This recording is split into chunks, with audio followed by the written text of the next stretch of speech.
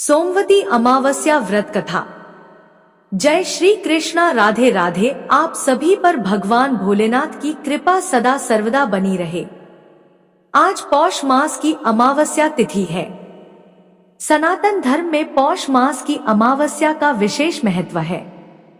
सोमवती अमावस्या का महत्व स्वयं भगवान कृष्ण ने युधिष्ठिर को बताया था। ऐसा माना जाता है कि जो भक्त सोमवती अमावस्या का व्रत रखते हैं उन्हें नैतिक और कुलीन संतान के साथ साथ लंबी उम्र भी मिलती है। जो लोग इस दिन गंगा जैसी पवित्र नदियों में एक पवित्र डुबकी लगाते हैं वे अपने अतीत और वर्तमान के पापों से छुटकारा पा लेते हैं। अमावस्या के दिन पवित्र नदी में स्नान करना चाहिए, साथ ही इस दिन दान भी करना चाहिए। इस दिन पीपल के वृक्ष की उपासना की जाती है। धार्मिक मान्यताओं के अनुसार पीपल के वृक्ष में सभी देवी देवताओं का वास होता है, इसलिए इस दिन पीपल के पेड़ में जल अर्पित करने से सभी मनोकामनाएं पूरी होती हैं। अमावस्या पर पितरों के लिए व्रत करने की भी परंपरा है। माना जाता है कि इस व्रत से पितर देवता तृप्त होते हैं। पितरों की कृपा से घर परिवार में सुख समृद्धि भी बनी रहती है। जो लोग अपने पितरों के मोक्ष प्राप्ति के लिए कुछ करना चाहते हैं वे इस अमावस्या पर पिंडदान कर सकते हैं। अब आइए श्रवण करते हैं सोमवती अमावस्या व्रत की कथा। पौराणिक कथा के अनुसार एक साहूकार के 7 बेटे और 7 बहुओं के साथ एक बेटी भी थी। साहूकार के घर रोज एक जोगी आता था जिसे साहूकार की बहू भिक्षा देती थी। उस जोगी को जब साहूकार की बेटी भिक्षा देने आती तो वह उससे भिक्षा नहीं लेता था और कहता कि तेरे भाग्य में सुहाग की जगह दुहाग लिखा है। लड़की को उस जोगी की यह बात बहुत बुरी लगती और एक दिन वह अपनी माँ से रोते रोते जोगी की बात बताती है। सारी बात सुनकर माँ कहती है कि कल जब जोगी आएगा तब मैं सुनती हूँ कि वह क्या कहता है और क्यों कहता है। अगले दिन फिर जोगी आता है तो साहूकारनी छिपकर बैठ जाती है और लड़की को भिक्षा देने भेजती है। जोगी उससे भिक्षा नहीं लेता और फिर वही बात दोहराता है कि तेरे भाग्य में सुहाग की बजाय दुहाग लिखा है। लड़की की माँ बाहर निकल कर आती है और जोगी से कहती है कि एक तो हम तुम्हें भिक्षा देते हैं और तू हमें गाली देता है। जोगी कहता है कि मैं गाली नहीं दे रहा हूँ, जो बात सच है वही कह रहा हूँ। इसके भाग्य में जो लिखा है मैं वही सच आपको बता रहा हूँ। सारी बातें सुनने पर लड़की की माँ कहती है कि जब तुझे सारी बात पता है तो इससे बचने का उपाय भी पता होगा, वह बता। जोगी कहता है कि 7 समंदर पार एक धोबन रहती है जिसका नाम सोना है। वह अमावस्या का व्रत करती है। अगर वह आकर इसे फल दे दे तब इसका दुहाग टल सकता है, अन्यथा विवाह के समय सर्प के काटने से इसके पति की मृत्यु हो जाएगी। सारी बात सुनकर माँ रोने लगी और सोना धोबिन की तलाश में निकल गई। चलते चलते रास्ते में तेज धूप पड़ रही थी, जिससे बचने के लिए वह एक पीपल के वृक्ष के नीचे बैठ गई। उसी वृक्ष पर एक गरुड़ के बच्चे अपने घोंसले में थे। एक सांप आया और गरुड़ के बच्चों को खाने के लिए लपका, लेकिन साहूकारनी ने उस सांप को मारकर बच्चों की रक्षा की। कुछ देर बाद गरुड़नी आई और सब जगह खून देखकर साहूकारनी को चोट से मारने लगी। साहूकारनी बोली कि एक तो मैंने तेरे बच्चे को सांप से बचाया और तू मुझे ही मार रही है। सारी बातें जानने पर गरुड़नी बोली कि तूने मेरे बच्चों की रक्षा की है, इसलिए मांग जो चाहती है। साहूकारनी गरुड़नी से कहती है कि मुझे 7 समंदर पार सोना धोबिन के यहाँ छोड़ दो, और गरुड़नी ने वैसा ही किया। साहूकारनी वहां पहुंच तो गई, लेकिन सोचने लगी कि इसे कैसे मनाऊं। सोना धोबिन की भी 7 बहुएं थी, लेकिन घर के काम को करने के लिए सदा आपस में ही लड़ती झगड़ती रहती थी। रात को जब सब सो जाते तो ब्राह्मणी साहूकारनी के घर जाती और चुपके से सारा काम करके उजाला होने से पहले चली भी जाती। सारी बहुएं आपस में यही सोचती कि कौन सी बहू है जो सारा काम कर देती है, लेकिन एक दूसरे से पूछने की हिम्मत किसी की भी नहीं होती। एक दिन सोना धोबिन ने भी सोचा कि आजकल बहुएं लड़ती भी नहीं है और काम भी सारा हो जाता है। सोना धोबिन ने सारी बहुओं को बुलाया और पूछा कि आजकल तुम लड़ती भी नहीं हो और घर का सारा काम भी हो जाता है। सोना धोबिन ने अपनी बहुओं से पूछा, घर का सारा काम कौन करता है? बहुएं सास से झूठ कहती हैं कि लड़ाई करने से क्या फायदा, इसलिए हम मिलकर काम कर लेते हैं। सोना धोबिन को अपनी बहुओं की बात पर विश्वास नहीं होता और वह रात में जागकर स्वयं सच देखना चाहती है कि कौन घर का सारा काम करता है। रात होने पर सोना धोबिन छिपकर बैठ जाती है कि देखो कौन सी बहू काम करती है। रात हुई तो वह देखती है कि एक औरत चुपके से घर में घुस रही है। वह देखती है कि उसने घर का सारा काम कर दिया है और जाने की तैयारी में है। जैसे ही साहूकारनी जाने लगती है तो सोना धोबिन उसे रोकती है और पूछती है कि तुम कौन हो और क्या चाहती हो? साहूकारनी कहती है कि पहले तुम वचन दो तब बताऊंगी। सोना धोबिन वचन देती है। तब साहूकारनी कहती है कि मेरी बेटी के भाग्य में दुहाग लिखा है, लेकिन तुम अमावस्या का व्रत करती हो तो मेरे साथ चलकर उसे सुहाग दे दो। सोना धोबिन वचन से बंधी थी तो वह साहूकारनी के साथ चलने को तैयार हो जाती है। जाते हुए सोना धोबिन अपने बेटों व बहुओं से कहती है कि मैं इस औरत के साथ इसकी बेटी को सुहाग देने जा रही हूँ, लेकिन अगर मेरे पीछे से तुम्हारे पिताजी मर जाए तो उन्हें घी और तेल के कूप में डालकर रख देना। सोना धोबिन साहूकारनी के घर पहुंच जाती है। साहूकारनी अपनी बेटी का विवाह करती है तो फेरों के समय सोना धोबिन कच्चा करवा, दूध तथा तार लेकर बैठ जाती है। कुछ समय बाद सांप आया और दूल्हे को डसने लगा तो सोना धोबिन ने करवा आगे कर तार से सांप को बांध दिया और सांप मर गया। अब सोना धोबिन ने लड़की को सुहाग दिया और कहा कि अब तक मैंने जितनी अमावस्या की है वह साहूकार की इस लड़की को मिलेगा। अब आगे जो अमावस्याएं मैं करूंगी उनका फल मेरे पति और मेरे बेटों को मिलेगा। सभी लोग अमावस्या माता की जय जयकार करने लगे। सोना धोबिन अपने घर वापस जाने को तैयार हुई तो साहूकारनी ने कहा कि तुमने मेरे जमाई को जीवन दान दिया है, इसलिए तुम जो चाहो मांग लो। सोना धोबिन बोली कि मुझे कुछ नहीं चाहिए और वह चली गई। रास्ते में चलते हुए फिर से अमावस्या आ गई। उसने पीपल के पेड़ के नीचे बैठकर कहानी कही, व्रत रखा और पीपल के पेड़ की 108 बार परिक्रमा की। पूजा के बाद वह घर जाती है तो देखती है कि उसका पति मरा पड़ा है। अब रास्ते में जो अमावस्या उसने की थी उसका फल अपने पति को दे दिया, जिसके प्रभाव से वह पुनः जीवित हो गया। सब कहने लगे कि तूने ऐसा क्या किया जो तेरा पति जिंदा हो गया। वह कहती है कि मैंने तो ऐसा कुछ नहीं किया है, बस रास्ते में अमावस्या तिथि आ गई थी जिसका मैंने व्रत किया, कहानी कही और पीपल के वृक्ष की 108 बार परिक्रमा की। अब सारी नगरी में ढिंढोरा पिटवा दिया गया कि हर कोई अमावस्या का व्रत करेगा, पूजा करेगा, कहानी कहेगा और पीपल के वृक्ष की 108 बार परिक्रमा करेगा। हे अमावस्या माता, जैसा आपने साहूकार की बेटी का सुहाग दिया वैसे ही सबको देना। अब आइए श्रवण करते हैं अमावस्या व्रत की दूसरी कथा। पौराणिक कथा के अनुसार एक गांव में सास और बहू अकेले रहते थे और उनका बेटा विदेश में कमाने के लिए गया हुआ था। सास और बहू बहुत प्रेम से रहते थे, दोनों एक दूसरे की देखभाल भी करते थे। एक दिन बहू ने खाना नहीं खाया। तब सास बहू से पूछने लगी कि बेटा, आज तुमने खाना क्यों नहीं खाया? तब बहू कहने लगी, सासू माँ, आज मेरा अमावस माता का व्रत है, इसीलिए मैंने खाना नहीं खाया। तब सास ने कहा, बहू, यह व्रत क्या होता है और इस व्रत को करने से क्या फल मिलता है, मुझे भी समझाओ। तब बहू कहने लगी, सासू माँ, अमावस माता का व्रत करने से बहुत पुण्य मिलता है। घर में अन्न धन भरा रहता है, सुख शांति बनी रहती है और अटल सुहाग मिलता है तथा पुत्र की प्राप्ति होती है। इसी तरह से 3 पनौती अमावस माता का व्रत भी रखा जाता है।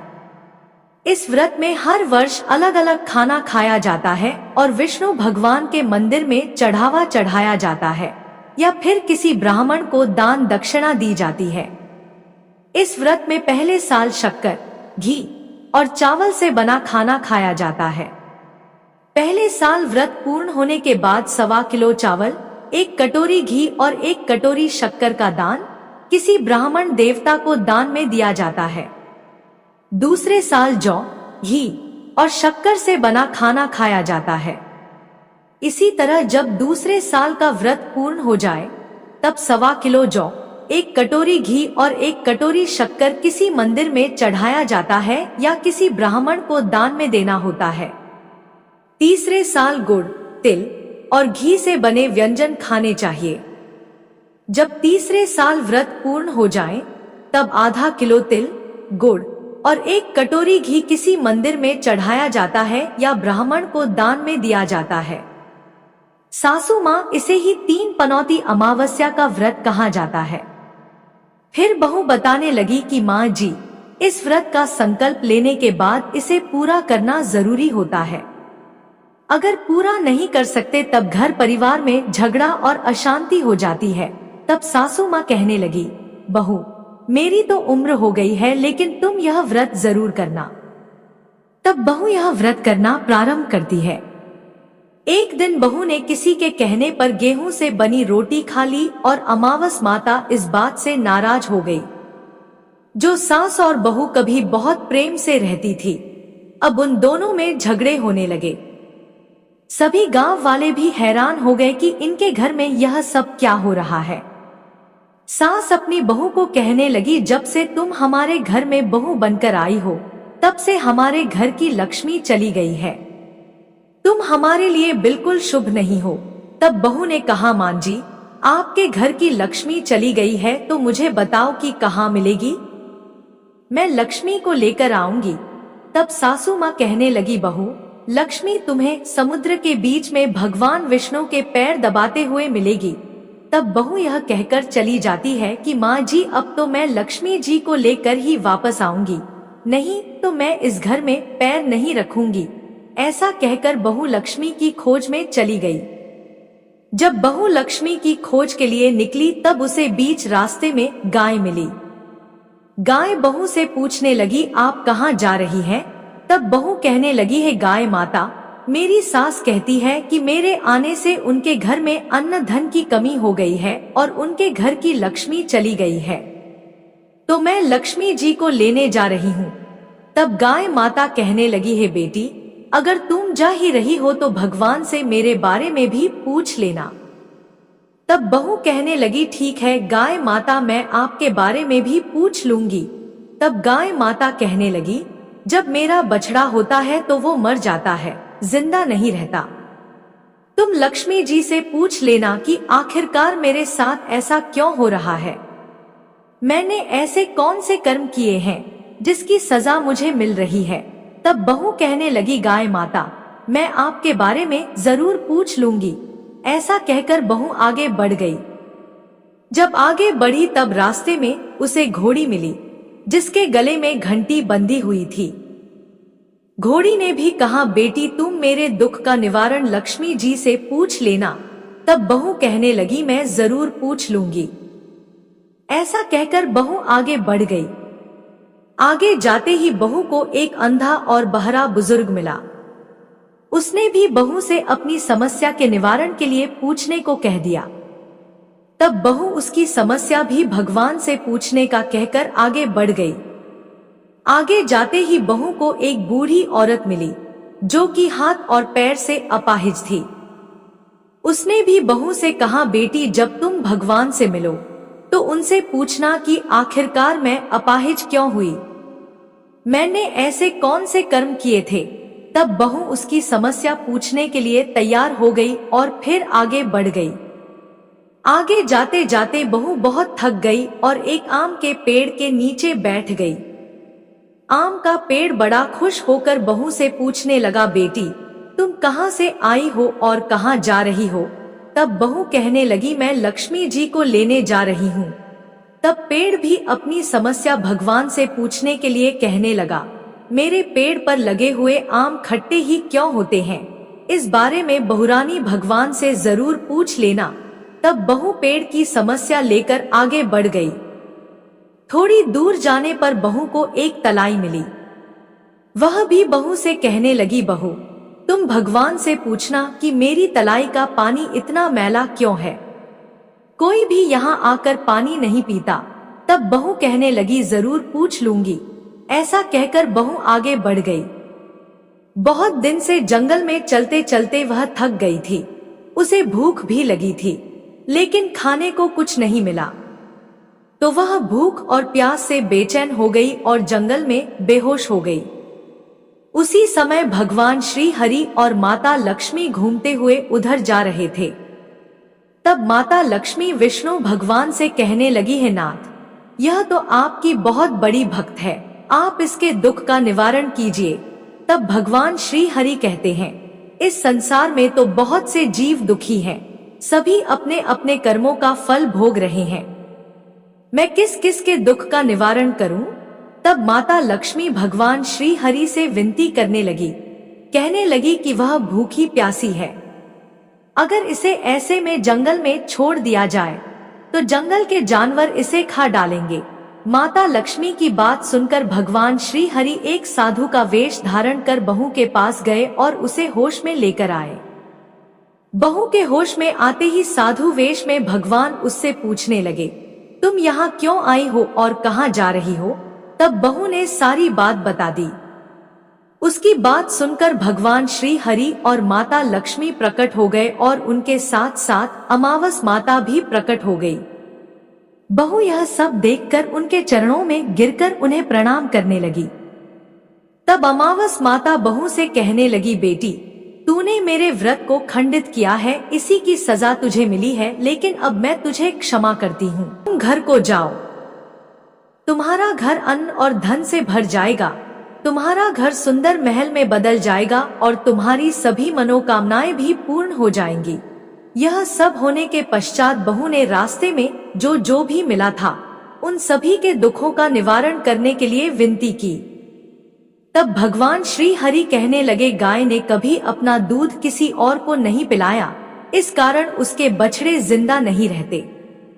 तुम उसका दूध पी लेना, फिर उसके बाद उसके बछड़े जिंदा रहने लगेंगे। और घोड़ी पिछले जन्म में आटा पीसने वाली महिला थी, वह किसी को आटा पीस कर नहीं देती थी, इसीलिए उसके गले में चक्की के पाट बंधे हुए हैं। तुम उसके पाट खोल देना, वह बिल्कुल ठीक हो जाएगी। और वह बुजुर्ग कभी भगवान के मंदिर नहीं गया, ना ही कभी उसने भगवान के भजन सुने। तुम उसे ले जाकर मंदिर में दर्शन करवा देना, इससे वह ठीक हो जाएगा। अपाहिज महिला ने कभी अपनी जवानी में दान पुण्य नहीं किया, इसलिए उसकी यह सजा मिली है। तुम उससे कुछ भी दान करवा देना तो उसकी विकलांगता दूर हो जाएगी। और वह आम का पेड़, उसने तो कभी अपने पेड़ के आम किसी बच्चे को खाने नहीं दिए, इसी कारण उसके सभी आम खट्टे होते हैं। अब तुम उस पेड़ का आम खा लेना, फिर उसके बाद से उस पेड़ पर मीठे आम आने लगेंगे। और तलाई का पानी पिछले जन्म में देवरानी जेठानी थी, वह हमेशा आपस में झगड़ा करती रहती थी, इसीलिए उसका पानी मैला है। तुम उसका पानी पी लेना तो वह तलाई शुद्ध हो जाएगी, फिर लोग वहां आकर पानी पीने लगेंगे। इस प्रकार बहू ने भगवान श्री हरि, माता लक्ष्मी और अमावस माता को प्रणाम किया, उन्हें धन्यवाद किया और अपने घर लौटने के लिए तैयार हो गई। रास्ते में उसे जो भी मिला, उनकी सभी समस्या भगवान के कहे अनुसार वह दूर करती चली गई। सभी ने उसे भर भर कर आशीर्वाद दिया। घर पहुंचते ही उसका टूटा फूटा घर एक सुंदर महल में बदल गया। उसके घर में अन्न और धन के भंडार भर गए। अब बहू ने सासू माँ से कहा, सासू माँ, आपने तो सच में कहा था कि मैं आपके लिए शुभ नहीं हूँ। मेरे जाने से ही आपके घर में लक्ष्मी आई है, अब आप यहाँ रहे, मैं मरने जा रही हूँ।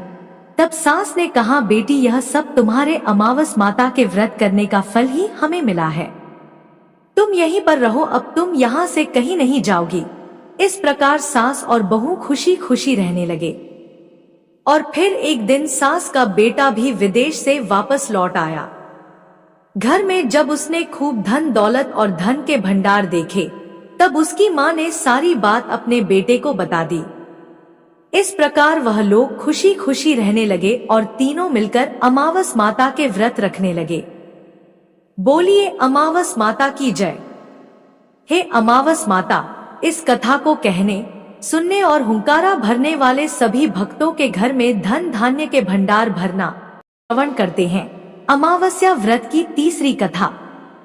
भगवान श्री कृष्ण से एक बार पक्षीराज गरुड़ ने पूछा, हे प्रभु, पृथ्वी पर लोग अपने मृत पितरों का श्राद्ध करते हैं, उनकी रुचि का भोजन ब्राह्मणों आदि को कराते हैं, पर क्या पितरी लोक से पृथ्वी पर आकर श्राद्ध में भोजन करते पितरों को किसी ने देखा भी है? भगवान श्री कृष्ण ने कहा, है गरुड़, तुम्हारी शंका का निवारण करने के लिए मैं देवी सीता के साथ हुई घटना सुनाता हूँ। सीता जी ने पुष्कर तीर्थ में अपने ससुर आदि 3 पितरों को श्राद्ध में निमंत्रित ब्राह्मणों के शरीर में देखा था। वह कथा सुनो। भगवान श्री कृष्ण कहते हैं, हे गरुड़, यह तो तुम्हें ज्ञात ही है कि श्री राम अपने पिता दशरथ की आज्ञा के बाद वनगमन कर गए थे, साथ में देवी सीता भी थी। बाद में श्री राम को यह पता लग चुका था कि उनके पिता उनके वियोग में शरीर त्याग चुके हैं। जंगल जंगल घूमते सीता जी के साथ श्री राम ने पुष्कर तीर्थ की भी यात्रा की। अब यह श्राद्ध का अवसर था, ऐसे में पिता का श्राद्ध पुष्कर में हो, इससे श्रेष्ठ क्या हो सकता था। तीर्थ में पहुंचकर उन्होंने श्राद्ध की तैयारियां आरंभ की। श्री राम ने स्वयं ही विभिन्न शाक, फल एवं अन्य उचित खाद्य सामग्री एकत्र किए। जानकी जी ने भोजन तैयार किया। उन्होंने एक पके हुए फल को सिद्ध करके श्री राम जी के सामने उपस्थित किया। श्री राम ने ऋषियों और ब्राह्मणों को सम्मान सहित आमंत्रित किया।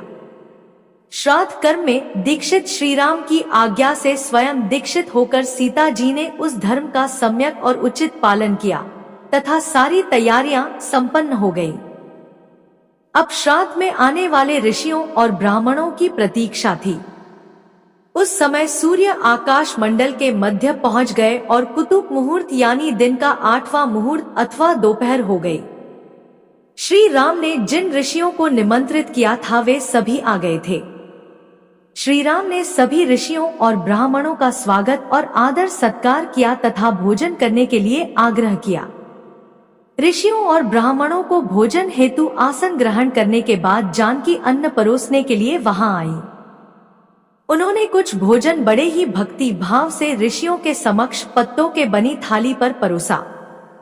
वे ब्राह्मणों के बीच भी गईं, पर अचानक ही जानकी भोजन करते ब्राह्मणों और ऋषियों के बीच से निकली और तुरंत वहां से दूर चली गई। सीता जी लताओं के मध्य छिपकर जा बैठी। यह क्रियाकलाप श्री राम देख रहे थे। सीता के इस कृत्य से श्री राम कुछ चकित हो गए। फिर उन्होंने विचार किया कि ब्राह्मणों को बिना भोजन कराए साध्वी सीता लज्जा के कारण कहीं चली गई होंगी। सीता जी एकांत में जा बैठी हैं।